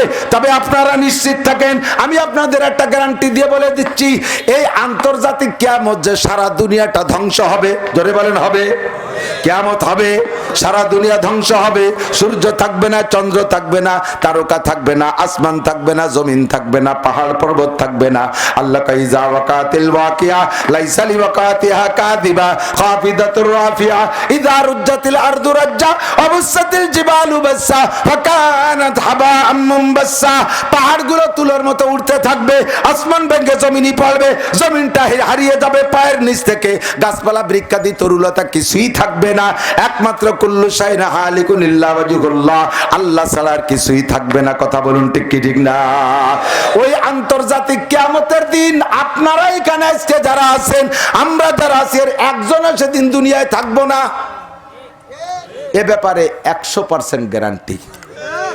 ওই কিয়ামতের দিন কেউ থাকবে না। কাউ হুজুর থাই হতে বসতে পারি, অত সাহস করে কোন কি এরিয়া? হ্যাঁ, আমার কাছে দলিল আছে। বছর কয়েক আগে মনে পড়ে নাকি 5ই মেতে কিয়ামতের খবর দিয়েছিল। জাপানি বিজ্ঞানী কইছিল যে 5ই মেতে দুনিয়া ধ্বংস হয়ে যাবে। টের পাইছে কিভাবে? সূর্যের থেকে বড় বড় আগুনের চাংলা প্রতিদিন খসে খসে পড়ে, তো মাঝে একটা ঠান্ডা জায়গা আছে, ওখানে সেই বরফে ফিল্টারিং করে তারপরে পাঠায়। এবার যে একখান চড়ছে ওইটারে আর ওই ফিল্টার করতে ঢের রাখতে পারবে না, ওইটা দুনিয়ার পর আঘাত করবে, দুনিয়া হারিয়ে যাবে। অতএব দুনিয়া ধ্বংস হয়ে যাবে। বিশ্বের সব মানুষ বিশ্বাস করে ফেলাইছে, বিজ্ঞানীরা সবাই বিশ্বাস করে ফেলাইছে, সমস্ত মানুষ বিশ্বাস করে ফেলাইছে, আতঙ্ক শুরু হয়ে গেছে। ও দোস্ত, আমি সেই সময় ঢাকায় গেছি, শুনলাম সাংবাদিকরা ছোট্ট একটা পুলারে ধরছে, 14-15 বছর বয়স, সে বউ নিয়ে যাচ্ছে রাস্তায় দিয়ে একটা মহিলার সাথে। কে কে? কয় যে আমার স্ত্রী। তুই একটুক মানুষ বিয়ে করছিস? কয় আমি বিয়ে করবো না কোনো মতে। আমার মা কয় যে তুই আমার এক মার এক পুত, আমি একটু মনে বড় 7 ছেলে, একটু বিটার বউ দেখবো, পুত্র বধূ দেখবো, তা 5 তারিখে কিয়ামত। বাবা তুই একটু বিয়ে আমার একটু বউ দেয়া। এই কিয়ামতের আগে আমার মারে বউ দেয়, মারও বউ দেখানোর জন্য বিয়ে করছি। আল্লাহু আকবার। একদিনে কিয়ামতের ভয়তে বাংলাদেশে এই অপ্রাপ্ত বয়সের ছেলেরা 7,000 ছেলে বিয়ে করছে সেই করে। সাংবাদিকদের জরিপ, আরো তো ফাঁকে ফাঁকে আছে, সবগুলো তাকে জরিপে ধরা পড়ে নাই। আমার আপা, আমার বড় বোন, সেই আমারে কয় ভাই তুই ওই 5 তারিখে এদিক ওদিক কোনো জায়গায় থাইস না। কি হয়েছে? কয় যে কিয়ামত হবে, ওই জন্য বাড়ি থাইস। কিয়ামত যদি হয় তা ইন্ডিয়া থাকলেও কিয়ামত, সৌদি আরব থাকলে বাড়ি থেকে কি হবে? সবাই একসাথে মরলে একটা বুঝ হবে যে কিরম মরতেছে। আল্লাহু আকবার। আমার এক লজিক্যাল ছিল বড়, মানে খুব মানে ফাজিল ক্লাসের, তো কয় কি যে হুজুর আমার এই 2-3 দিন হলো একটা জিনিস মনে পড়ছে, খুব সাহস ঠেকতেছে, একটু ভালো ঠেকতেছে। কি? কয় কিয়ামত নিয়ে খুব একটা ভালো ঠেকতেছে। কিরম ভালো লাগতেছে? কয় কি, বাংলাদেশেতে সৌদি আরবে তো সপ্তাহ একদিন আগে হয়, রোজা একদিন আগে, ঈদ একদিন আগে, তাহলে তো কিয়ামত একদিন আগে হবে। তা ওগে আমরা একদিন পরে কিয়ামত হবে, তাহলে কিয়ামত হবে তো ওগে একদিন আগে হইলে তোমাকে একদিন পরে হবে তো, তাতে তোমার লাভের কি? কয় যে ওগে কিয়ামত হয়ে গেলি তো এলাকা হয়ে গেল, পরের দিন তো আমাকে আমরা যে কোনো পাবো ওই পাশে সারি চলে যাবো, ফাঁকে আমরা কিয়ামতের তে বাইসে গেলাম। আমি কইছে দু এ কিয়ামত সে কিয়ামত না, এ কিয়ামতে একে দিনে সব তুলোর সাথে উঠতে থাকবে। কথা বলেন, রেহাই হবে না। 3 বছর আগে কিয়ামতের ডেট নিয়ে কিয়ামত পর্যন্ত কেউ নির্দিষ্ট সময় কইতে পারবে না। জিবরিল আলাইহিস সালাম এসে নবী পাকের সামনে বসে মানুষের রূপ ধারণ করে অনেকগুলো জিজ্ঞাসার ভিতরে শেষে জিজ্ঞাসা করছে, ইয়া মুহাম্মদ আকবিরনি আনিস সাআহ, হুজুর কিয়ামত হবে তার ডেটটা কি জানেন? কিয়ামত কবে হবে? হুজুর কিয়ামতের তারিখ জানেন? হুজুর বলেন মাল মাসউলু আনহা বিআলামা মিনাস সাইল, কিয়ামত কবে হবে এ ব্যাপারে তোমার চাইতে আমি একটু বেশি জানি না। আমি জানি শুধু কিয়ামতের মাস জানি, কিয়ামতের তারিখ জানি, ওই মাসের তারিখ জানি, সালের তারিখ জানি না। কিয়ামতের মাস জানি, ওই মাসের তারিখ জানি, ওই তারিখের বার জানি। কিয়ামত হবে মুহররম মাসে, কিয়ামত হবে মুহররমের 10 তারিখে, কিয়ামত হবে ওই 10 তারিখে আবার শুক্রবার হইতে হবে। মুহররমের 10 তারিখের শুক্রবারে কিয়ামত হবে, তবে সাল কইতে পারবো না। আমি এতটুক জানি, এই হাদিসের ভিতরে আমরা এটা পড়েছি। গত 3 বছর আগে আমি একদিন ডায়েরিতে দাওয়াত লিখতেছি, লিখতে দেখি আর মাত্র 5 দিন পরে কিয়ামতের তারিখ। 3 বছর আগে মুহররম মাসের 10 তারিখে শুক্রবার গেছে, দেখি যে আর মাত্র 5 দিন পরে মুহররমের 10 তারিখ শুক্রবার। তাহলে আর ডেট লেহে লাভ কি? 5 দিন পরে কিয়ামত। আল্লাহু আকবার। একিন হয়ে গেল না এই 10 তারিখে কিয়ামত হবে না, কারণ কিয়ামতের আগে অনেক আলামত আছে। কিছু আছে ছোট আলামত, কিছু আছে বড় আলামত। একটা জিবরিল আলাইহিস সালামকে নবী যখন বললেন আমি এই ব্যাপারে জানি না, ইন্নাল্লাহা ইনদাহু ইলমুস সাআহ, কিয়ামতের সালের তারিখ আল্লাহই জানে, আমি কইতে পারি না। জিবরাইল বললেন হুজুর আমায় মারাতুহা, তাহলে তার পূর্বাভাস আলামত হিসেবে কিছু বলতে পারেন? হুজুর কয় তা 2-1টা বলতে পারি। ছোট আলামতের মধ্যে একটা হলো আনতালিদা আমাতু রাব্বাতাহা, বান্দির পেটে প্রেসিডেন্ট পয়দা হবে, বান্দির বাচ্চা প্রেসিডেন্ট হবে, বান্দির বাচ্চা প্রেসিডেন্ট হবে। কিছুদিন আগে তার মা পরের বাড়ি কামকাজ করে বেড়াইছে দুমুঠা ভাতের জন্য, চাউলের জন্য। এখন সেই বান্দির বাচ্চা এখন সে দেশের বড় বড় নেতা হইয়া যায়। এইটা যখন দেখবা তখন বুঝবা যে দুনিয়ার 12টা বাইজা গেছে। খুঁজলে পাওয়া যাবে কি যাবে না? বান্দির বাচ্চা প্রেসিডেন্ট হয়। 1 নম্বরে আনতালি দালামাতু রাব্বাতাহা, এর তর্জমা তর্জমা আর একটা, সেটা হলো সন্তানের মায়ের সাথে বান্দির মতো আচরণ করবে। এর ভিতরে দুইটা দিক, একটা হলো বউকে নিয়ে আনন্দের সাথে 10 তলায় ঘুমাবে, বাড়ির কাজের মেয়ে হিসেবে মারে ব্যবহার করবে। মা কাপড় ধুয়ে দাও, মা রুটি বানাই দাও, মা চা বানাই দাও, মা ভাত রান্না করো, মা থালবাটি মাজো, মা উঠোন পাটি নেব, মা ঘর বাড়ি পরিষ্কার করো, মা ফসল টসল সাফ করো। উনি বউ নিয়ে টঙ্গের পর আরাম করবে, মারে বান্দির মতো কাজে লাগাবে, একটা তর্জমা। আর একটা হলো সন্তান আর মায়ের ভিতরে পরিচয় থাকবে না। বান্দিকে যেমন মানুষে আগের জামানায় বান্দি ছিল, বান্দিকে স্ত্রীর মতো ব্যবহার করা যায় ছিল, এমন একটা সময় আসবে মা আর সন্তানের ভিতরে ওই পরিচয়ের অভাব থাকবে, ওই পরিচয় ঠিক থাকবে না। তখন এই মাকে নিজের সন্তানে বান্দির মতো ব্যবহার করবে। ও দোস্ত, কথাটা যখন পড়তাম আজ থেকে 30-35 বছর আগে হাদিসে উস্তাদের কাছে পড়েছি, তখন কথাটা ভালো করে বুঝতাম না। ইদানিং কালে বাস্তবে সেইটা বুঝাই দিচ্ছে। আল্লাহু আকবার, সিস্টেম আইসেই গেছে আমাদের মাঝে। অনাকাঙ্ক্ষিত সন্তান, অবৈধ সন্তান, জারজ সন্তান গর্ভধারণ করে 14ই ফেব্রুয়ারিতে, এর বাপ নাই, এই মহিলার স্বামী নাই, স্বামীর কোনো খবর নাই, পার্কে গেছে সেখান থেকে গর্ভধারণ করছে, বন্ধু বান্ধবদের সাথে রাস্তাঘাটে ঘোরাফেরার ভিতর দিয়া আকাম করে গর্ভবতী হয়ে গেছে। এই মহিলার স্বামী নাই, ওই পেটে যা বাচ্চা তার বাপের কোনো পরিচয় নাই। এখন কোন জায়গা নিয়ে এরা পরিচয় দেবে? ডেলিভারি করবে কোন জায়গায়? রাতের অন্ধকারে ডেলিভারি। বাচ্চাটারে রাস্তাঘাটে কোথাও ফেলায় রেখে যায়, ডাস্টবিনের মধ্যে ফেলায় রেখে যায়, কুকুরে সেই জন্য টানাটানি করে, মানুষে পুলিশে পরে কুকুরের মুখ থেকে ছুটাই নিয়া হাসপাতালের চিকিৎসা কইরা সরকার ব্যবস্থা রাখছে। এই জাতীয় অনাকাঙ্ক্ষিত যারো সন্তান রাস্তাঘাটে পাওয়া গেলে বাচ্চার তো কোনো দোষ না, দোষ করছে তার মায়ে। কাজেও বাচ্চারে মানুষ হিসেবে যত্ন করতে হবে। সরকার সেইটারে যত্ন করে বড় করে ফেলাইছে। ছেলেটা এখন বড় হয়ে গেছে, তার মা তো সেই বদমাস, তার মা তো দায়ু, সেভাবে পার্কে পার্কে ঘুরতেই আছে, মা সেই পার্কেই আছে। ছেলে বড় হয়ে গেছে, মা আর ছেলের মধ্যে পরিচয় নাই। আবার ছেলেটা ওই লুচ্চর বাচ্চা তো লুচ্চই হয়, যে লুচ্চর বাচ্চা লুচ্চই হয়, জিনাকরের বাচ্চা জিনাকর হয়, চরিত্রহীনের বাচ্চা চরিত্রহীনই বেশি হয়। কথা বলেন? এই জারজ সন্তান হারামজাদা ওইটা পার্কের মধ্যে ঘুরতে গেছে, যাই দেখে সুন্দরী মহিলা একটা, তার সাথে প্রেম করে আনন্দ শুরু করে দিয়েছে। ও দোস্ত, হাকিকতে যেই মেয়েটার সাথে পুনরায় সম্পর্ক করছে এইটাই ছিল তার মা, কিন্তু মা হিসেবে তার পরিচয় নাই। এর নাম হলো আনতালিদাল আমাতু রাব্বাতাহা, বান্দির পেটে বাচ্চা হবে, অথবা মাকে সন্তানের বান্দির মতো ব্যবহার করবে। পশ্চিমা দেশে এটা অ্যাভেলেবেল, ফ্রি সেক্স করে দিয়েছে। ফ্রি সেক্স, যার সাথে যার যেমন চায়, সেম কোয়ালিটি অফ কুকুরের বাচ্চা। কুত্তর বাচ্চার যেমন বাপের পরিচয় নাই, তাদের এরকম বাপের পরিচয় নাই। গোটা দুনিয়ার ভিতরে তাদের এই কালচারকে বাস্তবায়ন করার জন্য আমাদের দেশে কতগুলো কুত্ত চরিত্রের মানুষ আছে, তারা সেইগুলো দেখে আইসা আমার বাংলার জমিনেও ফ্রি সেক্সের আন্দোলন করে। বাংলার জমিনে ফ্রি সেক্সের দরকার আছে?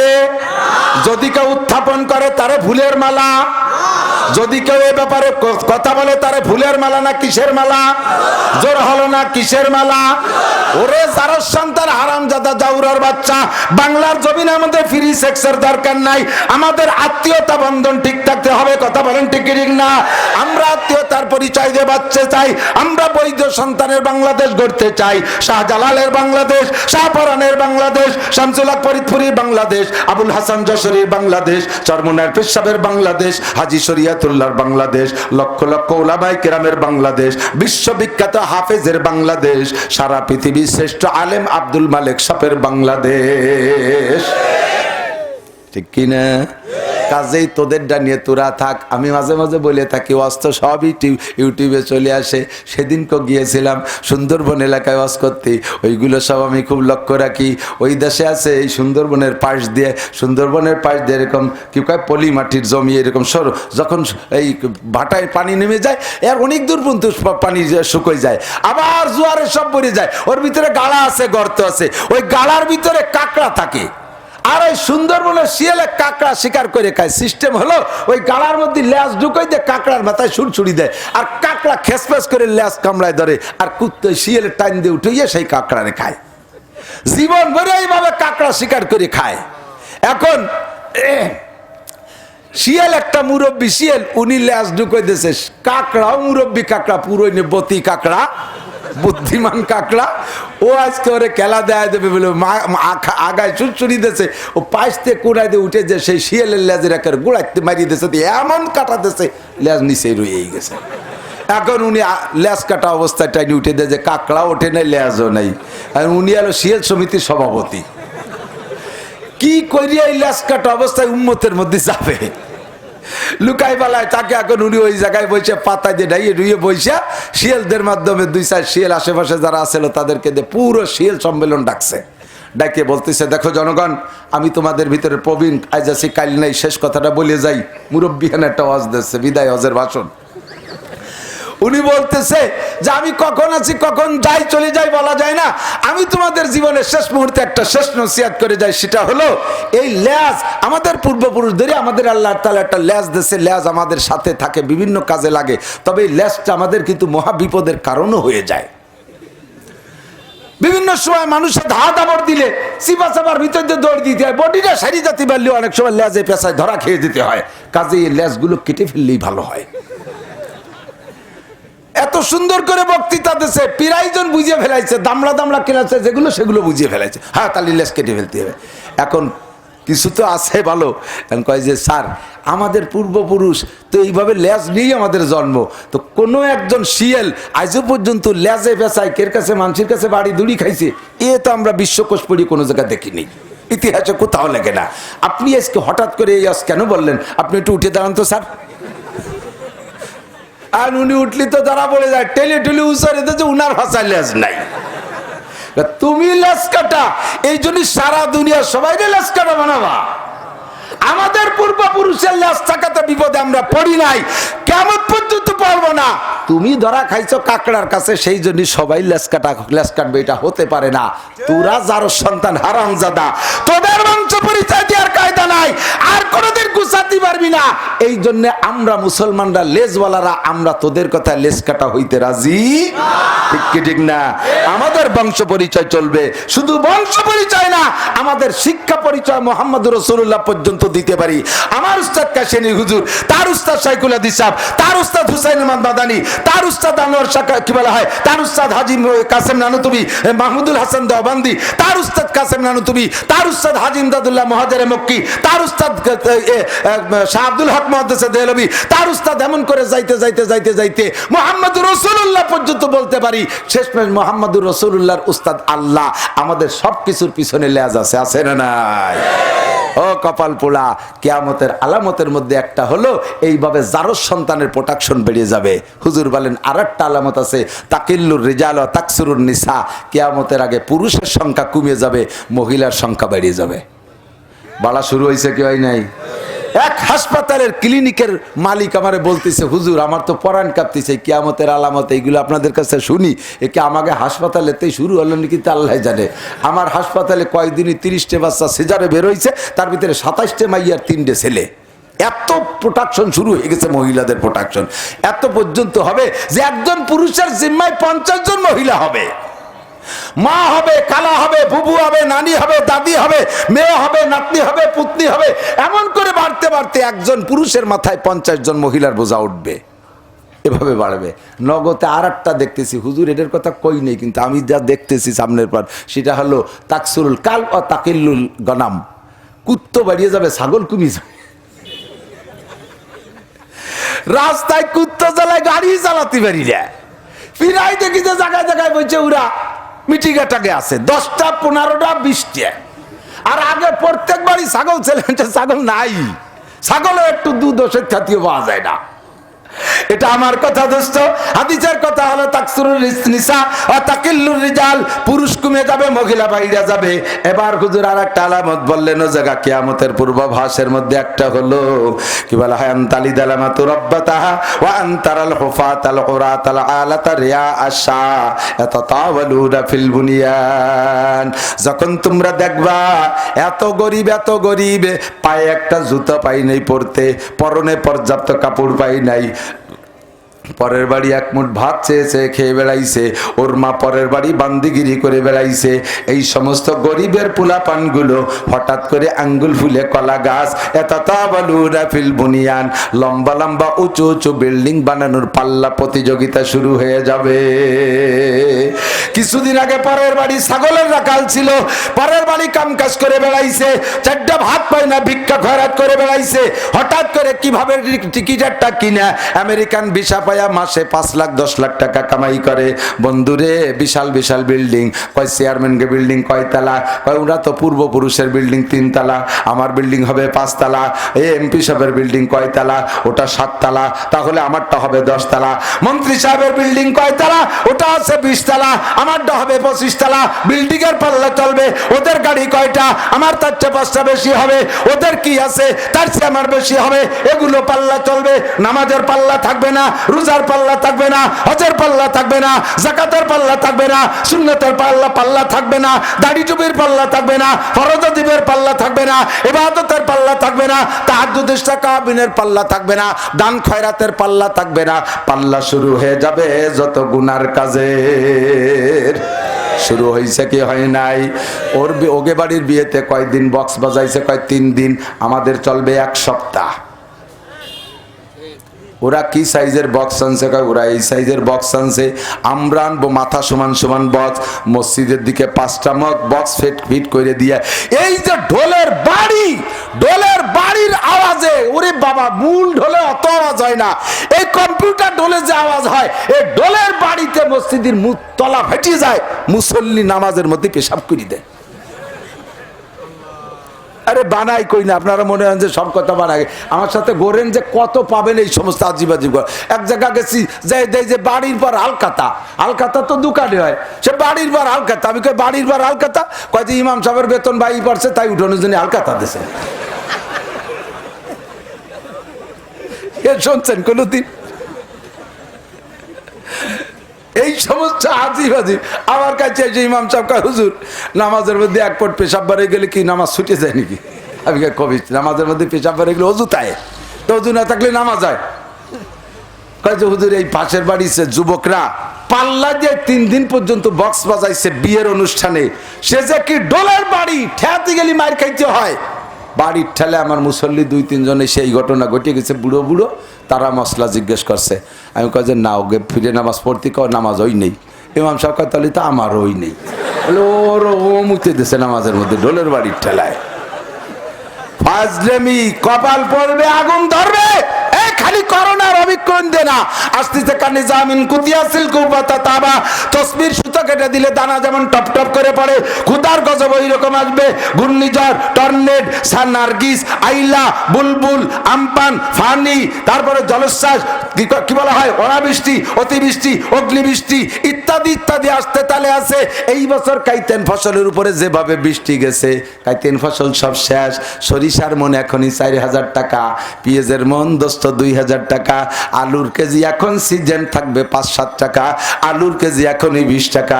সিজন শেষ হইতে হইতে, আলুর বছর শেষ হইতে হইতে কয় টাকায় দিয়ে কিনে খাইতে পারো দেখা যাবে এবার। আল্লাহর মায়ের দুনিয়ার বাইর, ওরে কেরামত, আল্লাহ যদি মায়ের শুরু করে ওই মায়ের কেউ ঠেকাইতে পারবা না। এ সবগুলো তোমার আমার হাতের কামাই,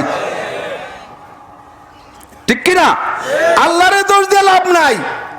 শিক্ষা সফর, এই চলছে শিক্ষা সফরের হিড়িক, রাস্তা বইরে খালি শিক্ষা সফরের গাড়ি।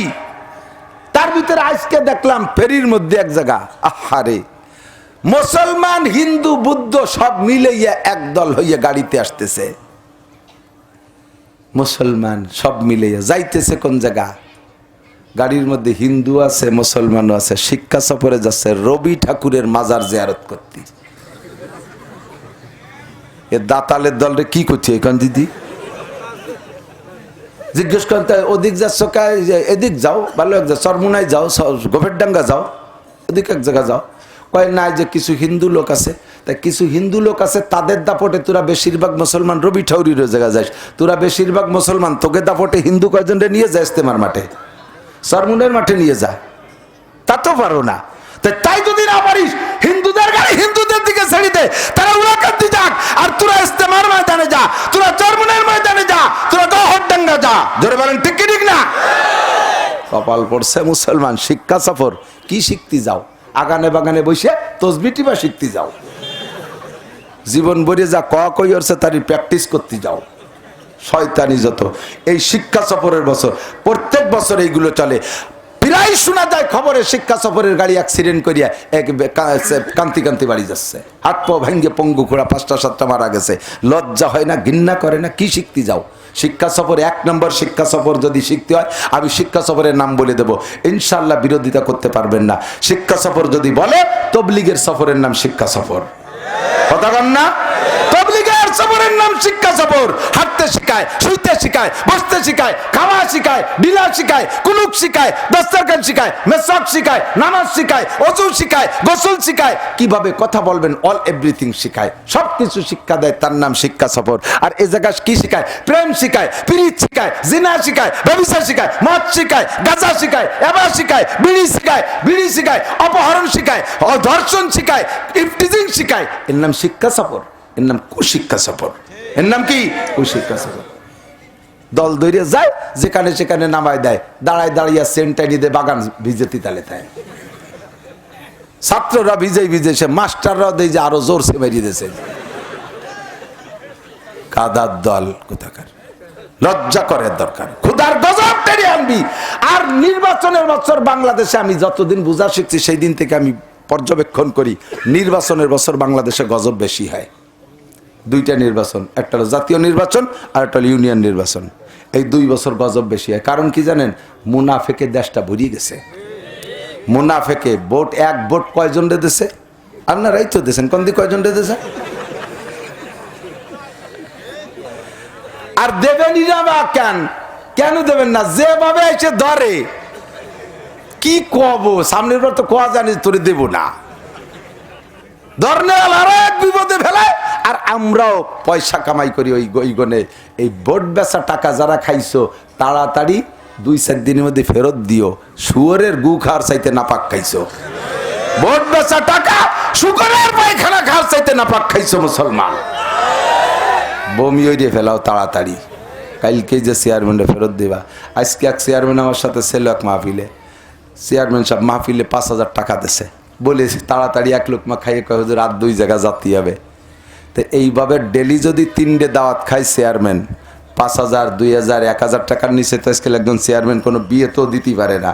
তাহলে ডেলি যদি এইভাবে 3, 4, 5000 টাকা তার দেওয়া লাগে, সরকার তার এই চেয়ারম্যানের এই খরচগুলো কি সরকার দেয়?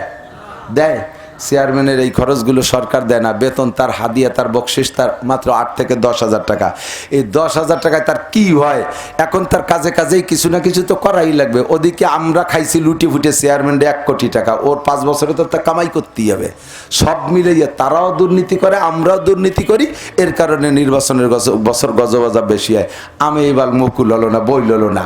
এত সুন্দর আমের দেশ বাংলাদেশ। আপনাদের এদিকে হয়েছে কিরম জানি না, আমাকে দিতে মুকুলই আসে নাই। হয়েছে কিছু, তাও পর্যাপ্ত না। অন্যবারের মতো অত হয় নাই। অন্যবারের আমের মুকুল হয়েছে বলে বাড়ি উঠাতে পারবেন তাই নাকি? ওরবার আলাই বেলাই বহুত আছে না?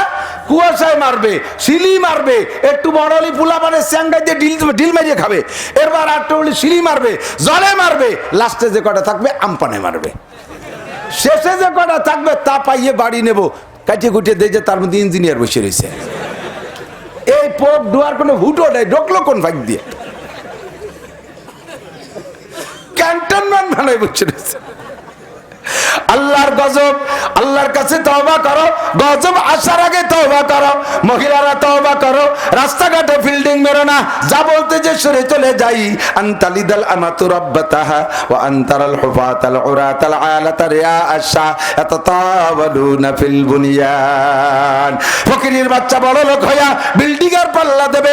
মুসলমানদের ভিতরে নামাজের পাল্লা থাকবে না, মহিলার ভিতরে পাল্লা থাকবে না। যে ওই মহিলা কত পর্দা করে, আমি তার চেয়ে বেশি পর্দা করব। ওই মহিলা সংসারের কামকাজ করার পরও 5 ওয়াক্ত নামাজ সময় মতো পড়ে। প্রতিদিন ফজরের পরে কুরআন শরীফ তিলাওয়াত করে। রাতের বেলা ঈশা পড়িয়া মহিলা সূরা ওয়াকিয়া তিলাওয়াত করে, সূরা মুলুক তিলাওয়াত করে, মাগরিব বাদ ওয়াকিয়া তিলাওয়াত করে। ওই মহিলা সংসারের এত কাজ করে, এত কিছু পারে, আমি কেন পারবো না? এই বলে পাল্লা নাই। পাল্লা চলে মহিলাদের ভিতরে। ওই মহিলা কি পরিমাণ পরিমাণ নেকেট কাপড় পরছে, আমি তার চাইতে বেশি নেকেট পরবো। ওর শাড়িটা কত পাতলা, তার চাইতে বেশি পাতলা আমি পরবো। ও যদি খালি মাথার কাপড় ফেলায়, আমি গার কাপড়ও ফেলাই দেব। ও যদি শুধু পায়জামা পরে, আমি ডিভাইডেড পায়জামা হাঁটু পর্যন্ত কেনি ফাড়া পায়জামা পরবো, ইত্যাদি ইত্যাদি বলে পাল্লা চলবে। প্রসাধনীর পাল্লা, রং বেরঙ্গের পাল্লা, ভ্রমণের পাল্লা, ফিল্ডিং মারার পাতলা পাল্লা, বেপরদার পাল্লা, ইবাদত বন্দেগীর কোনো পাল্লা থাকবে না। এগুলো হবে কিয়ামতের পূর্বাভাস। চলে আসছে কি আসে না? আল্লাহ নবী বলেন আর একটা কিয়ামতের আলামত, জোরে জোরে এলোমেলো বলতেছি দোস্ত, তা কি বলা হয়?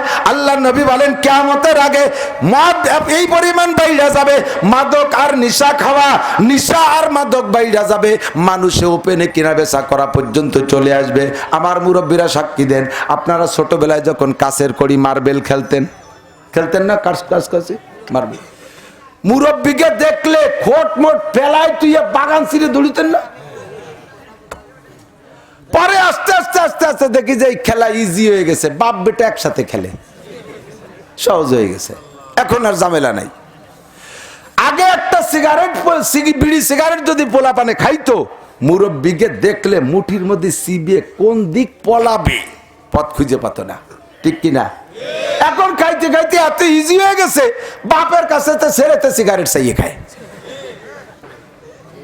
কতক্ষণ পাবেন না? এরকম নাই, বানাই বলতেছি, সব ওপেন হয়ে যাচ্ছে। শুরুতে কিছুদিন মদ গাঁজা আবার এগুলো আগানে বাগানে পলায় পলায় কেনা বেচা হইতো, এখন খোলামেলা কেনা বেচা চলতেছে। বিকেল বেলা বড় বড় ধরনের নেতারা ফাঁকা মাঠে বসে এই নিশার আড্ডা করে। ছোটরা কিভাবে তাদেরকে ঠেকাবো, সরকার কিভাবে ঠেকাবে? কোনোভাবেই পারবে না। যে সরকারের যারা ঠেকাবে, মাননীয় প্রধানমন্ত্রী মহিলা মানুষ, উনি অবশ্যই এই নাপাক খান না এবং নামাজি মানুষ, উনি এগুলো কিভাবে একা একা মহিলা মানুষ কয় জায়গা ঠেকাবে? যারা লাগাই দিচ্ছে ঠেকাইতে, সেই যদি খায় আর বেচে তাহলে ঠেকাবে কিনা? ঠিক না? বিড়াল রে যদি বলা হয়, বিড়াল আমি একটু পায়খানায় যাচ্ছি, তুই আমার এই বাজা মাছের প্লেটটা পাহারা দিস, ও পাহারা দেবে না? ইঁদুরে যদি কন তুই একটু চাউলির বস্তার দিক খেয়াল রাখিস, কে যেন ফুটো ফাটা না আরে, ও মাটির তলে ক্যান্টনমেন্ট বাংকার খুঁজে চাইলে ওই বেসতে নিয়ে বারোই চলে যায়। দায়িত্ব দেশে যাদের কাছে, সব ইঁদুর মার্কা, বিড়াল মার্কা। গুরবামিরো সাগজিরো মুশেরা দরবা কুনাদ, এই চুনিয়ার কানে দৌলত মুলকেরা বীরা কুনাদ, এই চুনিয়ার কানে দৌলত মুলকেরা বীরা কুনাদ। বিড়ালের কাছে ভাজা মাছের প্লেট, ইঁদুরের কাছে চাউলের বস্তা। এমন করে যদি হয় পাহারাদার, এই জাতির সম্পদ কিছু জায়গা মতো ব্যবহার হবে না। কথা বলুন ঠিক কি ঠিক না? রাস্তার কন্ট্রাক্টরি দিয়েছেন কার কাছে? কন্ট্রাক্টে যা যে পরিমাণ বরাদ্দ দিয়েছেন, ওই পরিমাণ মাল যদি ব্যবহার করা হইতে লোকাল রাস্তাগুলোয়, একটা রাস্তা কমপক্ষে এক যুগের মধ্যে একখান খোয়া উঠতো না। ও দোস্তের এই পাশে বানাইতে বানাইতে 10 কিলোমিটারের মাথায় যাইতে যাইতে রাস্তার পিছন পাশে দেখে ফিরে তাকায় দেখি দায় দইছে চুলকনি, খাইজনি, টিউমার, বিষ ফোড়া, চাল চামড়া উঠিয়া রাস্তা বসে গেছে। গেল কোন জায়গার খোয়া পর্যন্ত খেয়ে বেড়াইছে, এর পিস খেয়ে বেড়াইছে, সব কিছু খেয়ে বেড়াইছে। এদের কাছে দায়িত্ব দিলে কোনোদিনও সঠিকভাবে জাতির হক বুঝে পাওয়া যাবে? কথা বলেন যাবে? এত বড় মহামারী করোনা, যেই করোনারে ভয় পাই নাই বিশ্বের এমন কোন জাতি নাই। আলেম পাবলিক সকলেই ভয় পাইছি করোনারে। এত বড় বিপজ্জনক করোনা। ইনকাম সোর্স বন্ধ হয়ে গেছে, মসজিদ বন্ধ হয়ে গেছে, মাদ্রাসা বন্ধ হয়ে গেছে, তারাবির নামাজ বন্ধ হয়ে গেছে, হজ উমরা পর্যন্ত করতে দেয় নাই, জুমন নামাজিদের নামাজ পড়তে দেয় নাই। এই করোনা এত বড় মহামারী বিপদ। এই করোনার নামে যেই তিরান আসছে, তিরান বন্টন করতে দেশে, সে করোনার তিরানও চুরি হয়ে খাইছে। এত বড় ওলি আল্লাহ আমাদের দেশের মানুষ, ঠিক না? আমি এই জন্য বলে থাকি, মাননীয় প্রধানমন্ত্রী পারলে নিজে করে আমানতদার বিশ্বস্তদের হাতে বন্টন করেন, একসাথে ভাবে দিয়েন না। যদি একসাথে ভাবে বন্টন করতে দেন, আপনি যদি আমেরিকা থেকে 50 কোটি করোনা নিয়ে আসেন, প্রধানমন্ত্রী যদি আমেরিকা থেকে 50 কোটি করোনা আনছে, ভ্যাকসিন না, করোনা, যে আমি কতগুলো করোনা আনছি, মানুষ তো সব যা করোনা হয়েছিল তাতে মরিয়ে পারি নেই, কিছু করোনা আনছি, এই করোনা তোমরা নিয়ে তারা বাক করে দাও, সে করোনা চুরিয়ে রেখাবে, দেখবে ও ঠিক মতো দেবে আমাকে, এ করোনা মারিয়ে খাবে। এমন জাতির পালায় পড়ছে, নেত্রী সবকিছু সুন্দরভাবে বন্টন করে দিতে চায়, আমাদের ডিজিটাল করার জন্য চেষ্টা চালাইতেছে। কোনো মানুষ রাষ্ট্রপ্রধান যারা থাকে তারা জাতিকে উন্নয়ন করার চেষ্টাই সব দিন করে। প্রেসিডেন্ট ইরশাদ সাহেব বহুত কষ্ট করে গেছে, প্রেসিডেন্ট জিয়াউর রহমান সাহেব জাতির উন্নয়নের চেষ্টা করে গেছে, মাননীয় প্রধানমন্ত্রী খালেদা জিয়া বেগম তিনিও চেষ্টা করে গেছে, বর্তমান প্রধানমন্ত্রী সবচাইতে বেশি চেষ্টা করতেছে। এই নেতা নেত্রীদের দোষ দেব না, কিন্তু বন্টন তো ওরা নিজে হাতে করতে পারে না, পাঠাইছে বিড়ালে, তারা যার যার কারখানা ভরিয়ে ফেলাইছে, ঠিক না? এর কারণে খোদার গজব। বন্ধুরে, আমাদের দেশে মদ গাঁজায় বা ফেন্সিডিল আছে না নাই? ও যুবক, মদে কি ক্ষতি করে, গাঁজায় কি ক্ষতি করে, এবাই কি ক্ষতি করে? যারা ক্ষতিগ্রস্ত হইছো তারা জানো। আল্লাহর কসম, জীবনেও কোনোদিন ওগুলো আমি চোখেও দেখি নাই। একটা এবার ট্যাবলেট শুনছি নাকি ট্যাবলেট, ও আমি চোখেও দেখি নাই। গাঁজা, ফেন্সিডিল, হিরোইন কারে কায় জীবনে চোখ দিয়ে দেখি নাই।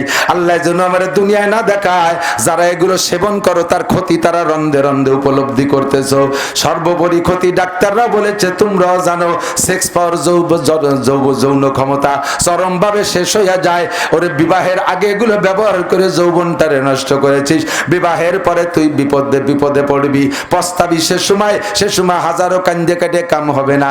কলকাতা হারবাল, ইন্ডিয়া হারবাল, যত হারবাল আর যত বাল আছে, কোনো বাল খাইয়া কাম হবে না, একেবারে জনমের মতো ক্ষতিগ্রস্ত হবি।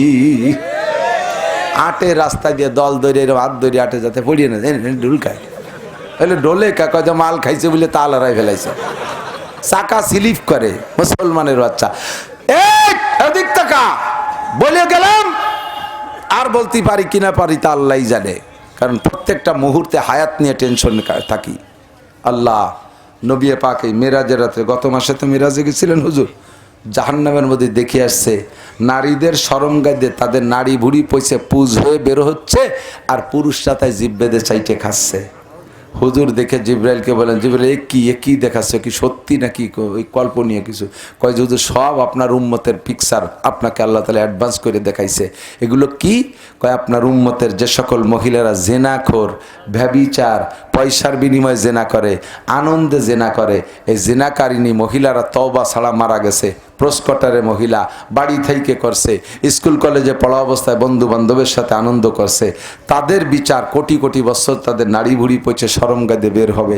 খাইতেছে যারা, তারা কারা?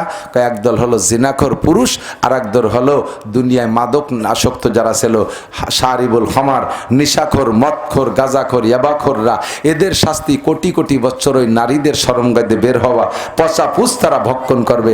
এইটা হলো এদের, সবই আপনার উম্মত, সবই আপনার উম্মত। ও দোস্ত, এগুলো চলছে কি চলছে না, এগুলো সব কিয়ামতের আলামত। আর একটা কিয়ামতের আলামত হবে, হুজুর বলেন যে উম্মতে আমার দিক দুনিয়ায় যুবক, এই নেশা খাওয়া যুবক তো আল্লাহর রহমতে এর মধ্যে একজনও নাই, খুদার ফজলে যারা আছেন তার মধ্যে তো কেউ খায় না, আল্লাহর রহমতে না খায় না। খালি খালি মন্তব্য খারাপ করার দরকার নেই। তবে যদি খাও, শোনা, আজকের থেকে একটু তওবা করো, এক্ষুনি তওবা করো। তোমার বিগত জীবনে যত মদ খাইছো, গাঁজা খাইছো, সমস্ত গুনাহগুলো নেকি বানাই দেবে আল্লাহ। কন্যা সুবহানাল্লাহ। আল্লাহ নেকি বানাই দেবে। এতদিন যা খাইছো তাতে যে গুনাহ হয়েছে সব গুনাহ নেকি হয়ে যাবে, সব গুনাহ কি হবে? নেকি হয়ে যাবে। তাহলে আজকে একটু আমরা সকলে সম্মিলিত ভাবে পড়ি, মুখে পড়বো আস্তাগফিরুল্লাহ, অন্তরে থাকবে তওবা। এই সব যত গুনার কথা বলেছে গুনাহ করব না, বলেন আস্তাগফিরুল্লাহ, আস্তাগফিরুল্লাহ, আস্তাগফিরুল্লাহ ওয়া আতুবু ইলাইহি।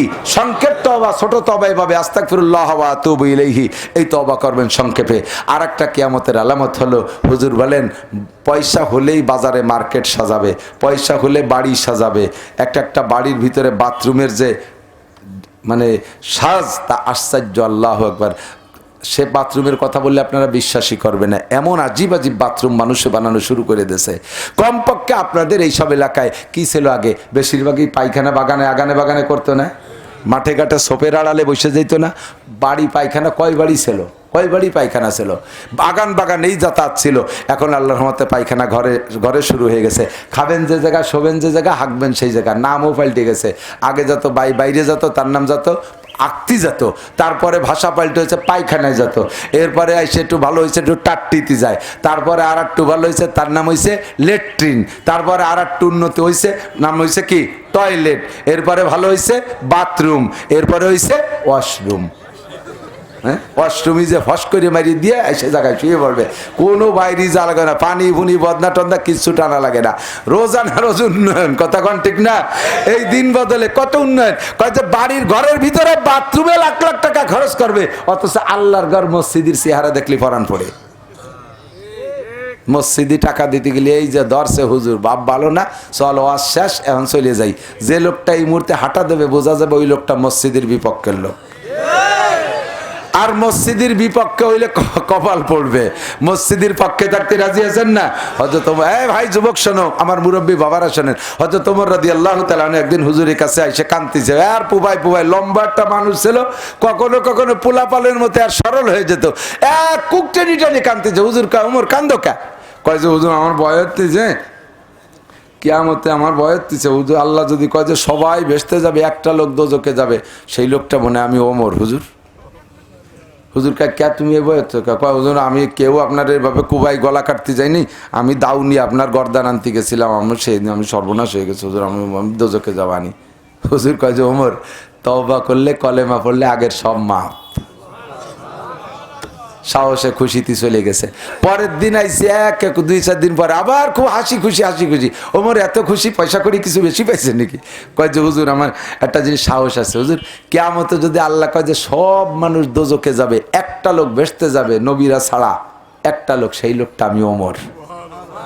হুজুর কে আজকে সাহস পাইলে কোন যাইতে? কয় হুজুর আমি কোরআন শরীফে পড়ছি, আল্লাহ কইছে ইন্নামা ইয়ামুরু মাসাজিদাল্লাহি মান আমানা বিল্লাহ, যারা ঈমানদার তারা মসজিদ বানায়, যারা ঈমানদার তারা মসজিদের খেদমত করে, যারা ঈমানদার তারা মসজিদে পয়সা দেয়, মসজিদ নির্মাণ করে। হুজুর আমি মক্কা থেকে মদিনায় এসে 2টে মসজিদ নির্মাণের কাজে একেবারে সক্রিয় চেষ্টা করছি। একটা আপনার সাথে মসজিদে কুবা বানাইছি, আর একটা হলো মসজিদে নববী, এই 2টে মসজিদ বানাইছি। কাজেই আল্লাহ পাক আমারে মোমেন বলে ঘোষণা দিয়েছে। আর মোমেন যদি হই তাহলে আল্লাহ পাক বলেন মোমেনের জন্য লাভ কি? সূরা মুমিনুনের ভিতরে আছে কদ আফলাহাল মুমিনুন, মোমেনরা সফল। সফল হইলে কি হবে? তাদের জন্য সে ফিরদাউসি নুজুলা, জান্নাতুল ফিরদাউসের মধ্যে তাদের মেহমানদারি হবে। তাহলে আমি মসজিদ বানাই মোমেন হইছি, মোমেন হয়ে সফল হইছি, আর সফল হলে আমি জান্নাতুল ফিরদাউসের বাসিন্দা হব। আমি সেই হিসেবে সাহস পাইছি। আমার সবও যদি বাতিল হয়ে যায় তবু মসজিদের ফান্ড আমার বাতিল হবে না, আমি মসজিদ ফান্ডের বদৌলতে জান্নাতে যাবো। জোরে কোন সুবহানাল্লাহ। আমি কালেকশন পারি না, কালেকশন বলবো না। এই যে দেখেন একটা নতুন কেমন একটা মসজিদ হয়েছে, ছোট মোটো, এই মসজিদটা এইভাবে থাকবে, আর এই পাশের পাকা পাকা বাড়ি আপনারা বসবাস করবেন, পাকা পায়খানায় পায়খানা করবেন। আল্লাহ কয় তোরে পায়খানা করতে দেবো না, তোরে খালি ডেলি ডেলি পোস্টিং করব। আমার মসজিদ থাকবে ভাঙ্গা, আর তুমি পাকা পায়খানা ডাটের পায়খানায় পায়খানা করবা। তোমার বিল্ডিংয়ের ভিতরে টাইলস হবে, তোর ওই বিল্ডিংয়ে সুতি দেবো না। পয়লা কিছুদিন থাকবে জেলখানায়, ওই জায়গাতে পোস্টিং করে দেবো হাসপাতালে, সেই জায়গাতে ডাইরেক্ট পোস্টে কি কবরস্থানে চলে যেত, তোর বাড়ি ঢুকতে দেবো না। আমার মসজিদ কেন টাকা দিলি না? আমার মসজিদ কেন ভাঙা থাকলো? মসজিদ কেন টিনির ঘর থাকলো? কাজেই আমরা এখানে কয়েক হাজার মানুষ আছি, কমপক্ষে 2000 মানুষ গুনে দেখবেন আছেন। এই 2000 মানুষে যদি 100 করে টাকা দেয় তাহলে 2 লাখ টাকা হয়। 2000 মানুষে 100 করে দিলে কত হয়? 2 লাখ টাকা হয়। এই মসজিদটার ইনশাল্লাহ ভিত্তি শুরু করা যাবে। আর 100 টাকা যাদের পকেটে আছে এর সংখ্যাও আছে যথেষ্ট, 1000 টাকাওয়ালাও আছেন, আবার 1000 ইট দিতে পারেন এরকম মানুষও আছেন। এই মসজিদে যে ইট দেবে আমি দোয়া করব আল্লাহ তাআলা তাকে কাবার মসজিদে নামাজ পড়ার তৌফিক দান করে।